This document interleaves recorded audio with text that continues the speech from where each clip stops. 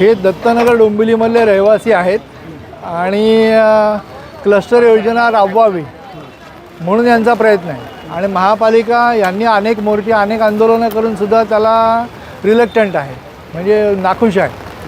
कारण भूमाफिया जे आहेत ते कार्यरत आहेत तिथे, त्यामुळे त्यांचं क्लस्टर सर्वेक्षण होत नाही आहे. आणि अशा अवस्थेमध्ये हे लोक आहेत की आता जर कधी क्लस्टर झालं नाही तर यांची बांधकामं तुटतील, बांधकामं जुनी झालेली आहेत. आणि क्लस्टर योजना मी आणली त्यामुळे मला यांची पूर्ण कल्पना आहे की याच्यामध्ये काय तरतूद आहे, याच्यामध्ये यांना काय सवलती आहेत यांची मला पूर्ण कल्पना आहे. परंतु महापालिका याच्यावरती कुठेही लक्ष देत नाही, दुर्लक्ष करते असतं, म्हणून त्यांचा मोर्चा आहे. आमची मागणी एवढीच आहे की अनेक वर्षांपासून आम्ही लढत आहोत, पण गेल्या 5-6 महिन्यांपासून आम्हाला फक्त टोप्या लावल्या जात आहेत. अनेक वेळा आंदोलनं करण्याचा आम्ही प्रयत्न केला पण स्थगित करायला लावलं, पण आज मात्र आम्ही कोणत्याही गोष्टी ऐकणार नाही आहोत.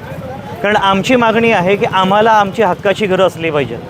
पण याच्यामध्ये जे सरकारनं 10 कोटी रुपये मंजूर केले त्यातले जवळजवळ 10 कोटी संपले. खरं तर हे 10 कोटी 41 विभागामध्ये करायचे होते, पण 2 विभागामध्ये हे संपले. हे नक्की गेले कुठे, कोणाच्या खिशात हे पैसे गेले अजूनही कल्पना नाही. आम्हाला आमची हक्काची घरं हवी आहेत. क्लस्टर योजनेखाली जी सरकारने मंजूर केलं ते बायोमेट्रिक होणं गरजेचं.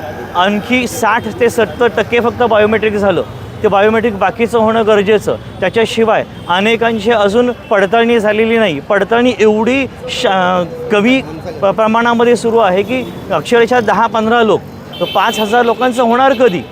आणि मग त्याच्यानंतर आम्हाला घरं मिळणार कधी? आपण बघतो आहे पावसाळा सुरू आहे, कल्याणमध्ये एक इमारत पडली, डोंबिवलीमध्ये पडली. असं जर होत राहिलं तर आमच्या मरणानंतर आम्हाला घरं मिळणार का?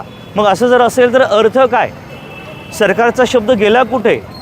जितेश लिमकर लिस्ट जी आत्तापर्यंत लागलेली आहे, जी काही हे आहे तर लोकांना ती बघायला मिळावी, पडताळणी व्हावी आणि त्याच्यामध्ये आम्हाला कळेल आम्हाला घरं मिळणार किंवा काय झालं, नक्की कुठेपर्यंत आहोत हे कळणं अतिशय गरजेचं आहे.